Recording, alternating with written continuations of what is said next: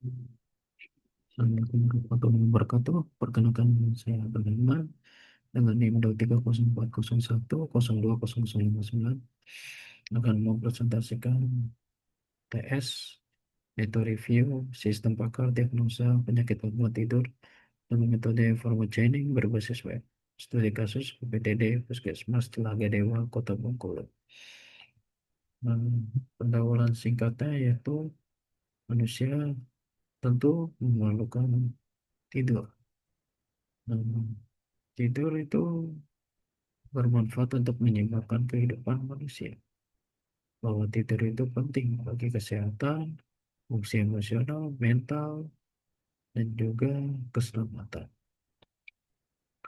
Biasanya orang tidur rata-rata yaitu 9 sampai 10 jam.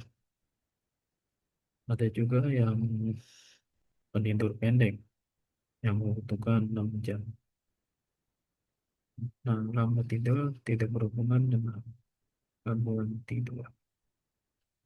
Nah, menurut National Institute of Health menyimpulkan kalau kelompok yang berisiko tinggi mengalami gangguan tidur adalah remaja. Nah, perubahan ini terjadi karena perbedaan pola tidur pada akhir pekan dan akhir pekan, hari kerja dan akhir pekan biasanya untuk mungkin shift malam atau shift pagi atau biasanya ya remaja yang sering begadang mungkin karena tugas atau mungkin karena pekerjaannya yang memaksakan harus lembur dan juga kerjaan jadi waktu tidurnya suka berubah-ubah. Nah, manusia ini ya mengalami gangguan tidur sering dianggap wajar dan kurang diperhatikan. Ada sebagian orang memilih ke psikolog untuk mengatasi gangguan tidur. Kadang kemiripan dari gejala gangguan tidur membuat psikolog mengalami hambatan. Nah, dalam mendiagnosa karena tidak semua gangguan dan gejala psikolog dapat dipahami secara detail oleh psikolog. Psikolog ini membutuhkan waktu lama untuk memvonis gangguan psikolog yang diderita oleh pasien. Nah, kadang tidak jarang psikolog juga harus meminta kembali catatan atau panduan untuk diagnosa kelainan psikologi. Nah, di zaman sekarang teknologi semakin canggih dan juga mempermudah manusia. Dengan kemampuan dalam menyimpan dan mengolah informasi yang baik dan dapat dimanfaatkan secara maksimal untuk menggambarkan dan mempresentasikan pengetahuan seorang ahli dalam mendekati suatu masalah. Kemudian tinjauan pustaka. Hmm, Pertama, sistem pakar ini merupakan suatu program komputer yang memperlihatkan derajat keahlian dalam pemecahan masalah di bidang tertentu sebanding dengan seorang pakar. Dan kemudian ini adalah struktur sistem pakar yang meliputi basis pengetahuan atau knowledge base, mesin inferensi atau inference engine, working memory, dan antarmuka pemakai. Mesin interface. Struktur sistem pakar seperti ini. Lalu kemudian untuk aktivitas komponen-komponen sistem pakar yaitu pertama termuka pengguna merupakan cara pengguna dan sistem pengguna berinteraksi dengan sistem yang yang ketika user melakukan perintah, kemudian sistem melakukan perintah tersebut dan dikembalikan ke user tersebut. Kemudian basis pengetahuan untuk memahami formulasi atau penyelesaian masalah. Kemudian akuisisi pengetahuan adalah akumulasi transfer dan transformasi kalian dalam menyelesaikan masalah. Lalu mesin inferensi berpengotak dari suatu sistem pakar dan dikenal sebagai sebutan struktur kontrol. Komponen ini mengandung mekanisme pola pikir dan penalaran yang dilakukan oleh pakar dalam menyelesaikan suatu masalah. um, ya, workplace yang merupakan area dari sebuah memori kerja digunakan untuk merekam hasil dari kesimpulannya dan hasil kesimpulan yang dicapai.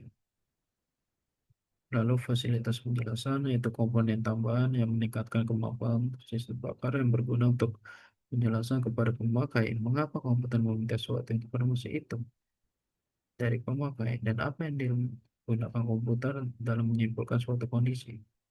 Lalu perbaikan pengetahuan untuk menganalisis dan meningkatkan kinerja serta kemampuan untuk belajar dari kinerjanya.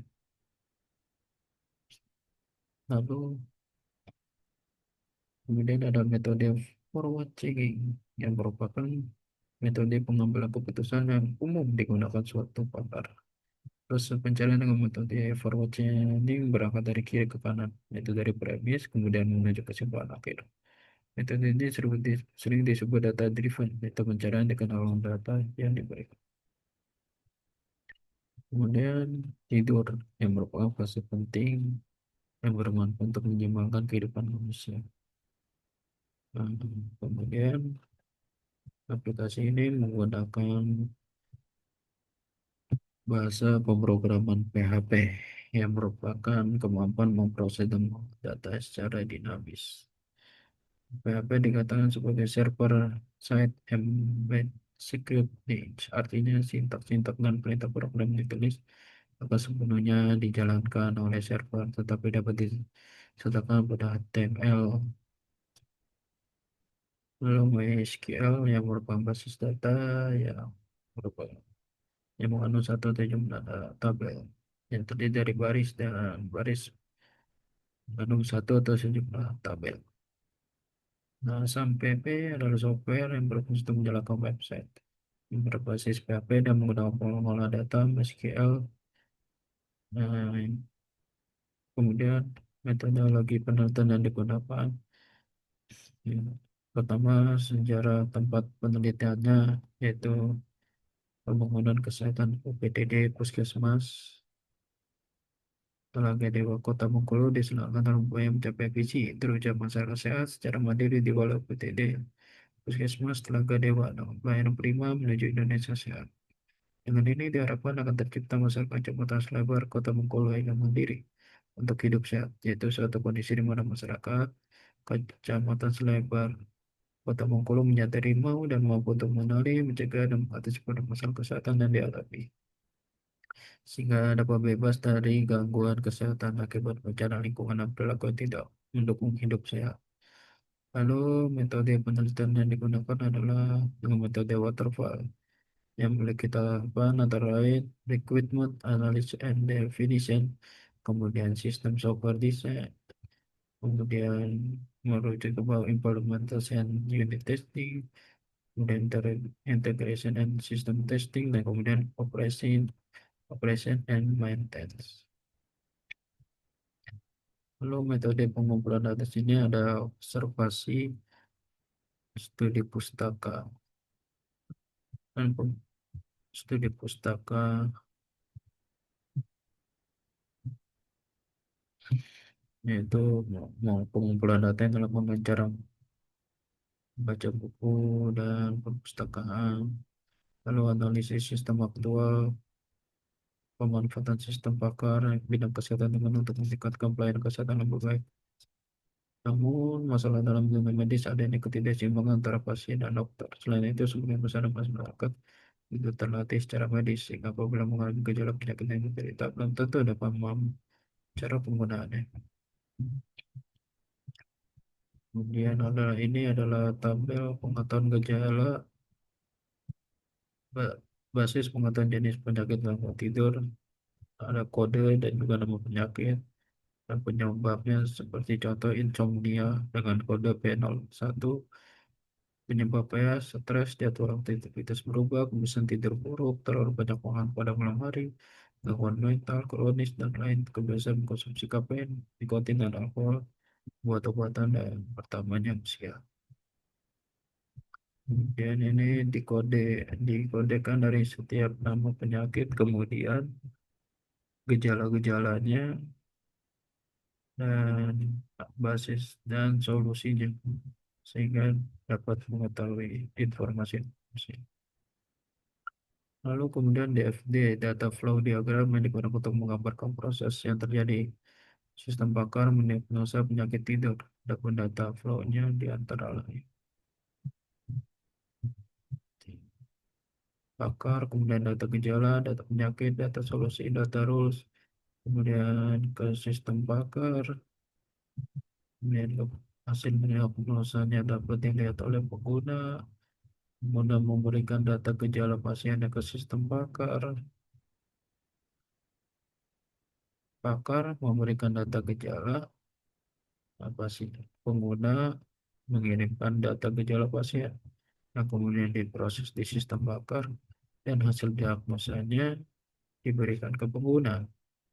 Lalu DFD level 0 yaitu cara kerja sistemnya. Teknologi admin memasukkan username password. Nah, login admin kemudian diverifikasi data. Jika valid, nah masuk ke admin data. Admin ada dua admin di sini admin jika data valid ke login admin lalu di halaman admin dapat menginput data gejala penyakit solusi rules dan dapat menginput data nanti data ketika sudah diinput maka komputer memiliki data gejala penyakit solusi rules yang kira menjadi data gejala penyakit solusi dan rules. Nah, pasien melakukan registrasi. Ketika sudah registrasi, pasien akan memberikan data pasien ke konsultasi. Konsultasi akan memberikan feedback ke pasien. Nah, setelah konsultasi melakukan konsultasi, nanti data pasien dan hasil data konsultasi yang direkap akan dikembalikan ke admin untuk diinputkan kembali. Gitu seterusnya. Kemudian konsultasi juga memberikan hasil datanya ke pasien. Kalau untuk level 1 proses, input input gejala nanti ada data gejala dan penyakit dan input penyakit akan ada data penyakit lalu admin dapat menginput solusi menghasilkan data solusi dan input terus yang menghasilkan data terus lalu ERD yang digunakan dengan sistem pakar mendiagnosa penyakit temuan tidak dapat seperti apa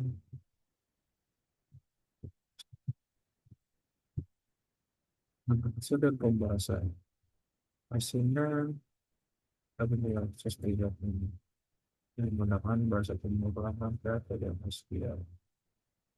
Lalu hasil pengujian black box dilaksanakan oleh API. Metode pengujian yang menggunakan dengan black box yaitu pengujian fundamental tanpa memperhatikan stereologi kaitan hal penyakit lunak.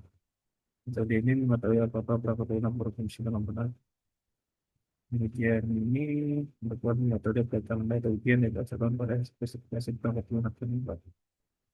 Pengujiannya dilakukan untuk pengujian logik, username dan password. Data yang dimasukkan username dan password terisi dengan benar. Yang diharapkan itu akan menampilkan informasi secara pengamatan yang menampilkan informasi berarti bisa dikatakan berhasil. Kalau username dan password kosong akan menampilkan pesan password salah. Yang ditampilkan adalah password yang jadi kesimpulannya sesuai untuk pengujian input data gejala. Kita dimasukkan tombol gambar dan ditambahkan form pengisian data gejala ada pengamatan sesuai untuk kesimpulannya sesuai. Untuk pengisian data gejala yang baru, harapan data penelitian di tabel gejala, lalu tombol simpan dapat berfungsi sesuai dengan harapan. Lalu data gejala form terisi dengan lengkap, ketika tombol simpan diklik, menunjukkan data tersimpan. Dan kami pesan data di jalan apa sesuai kalau menjadi dibuat data diperbarui atau juga dapat frekuensi sesuai pada tidak dihapus akan mengambil hapus data dapat berfungsi dengan baik maka sesuai. Nah ini untuk pengujian menjalani secara logika sistem misalnya Muhammad Junaidi itu lagi alaminya jika if sering ngantuk mencari and logikanya sering dan tidak secara tiba-tiba pada suatu kerja ya, dan alami otot dari dengan mas and menengkur sementara setelah bertepukkan gigi bisa tetap alat and di dalam makan and mengalami migrain mengalami sering minum obat-obatan. Jadi gejala sistemnya juga menampilkan hal yang sama apa sistem bakar yang hmm, memberikan hasil hipersomnia maka sesuai dengan gejala yang ditampilkan. Kalau ini seperti login admin dan alam utamanya karena ini sistem bakar dan hasil konsultasi dari input pasien untuk gejala dari pasien konsultasi memberikan diagnosa dan ya, hasil analisisnya muncul ada kesimpulan dari ini adalah dari penyusunan ini mulai dari tahapan analisis permasalahan ada hingga kemudian aplikasi dapat diambil kesimpulan pengguna aplikasi sistem pakai diagnosis penyakit lembaga dari ini dapat diakses melalui ini puskesmas setelah video.com yang dibuat dari PHP database MySQL. MySQL. Mana aplikasi sistem pakai ini dapat memudahkan pengguna asalkan cepat dan cukup akurat untuk mendiagnosa penyakit. Bila 0% atau masyarakat umum atau ini karena multitude apa yang menjadi. Nah, hasilnya menunjukkan pengujian sesuai yang diharapkan.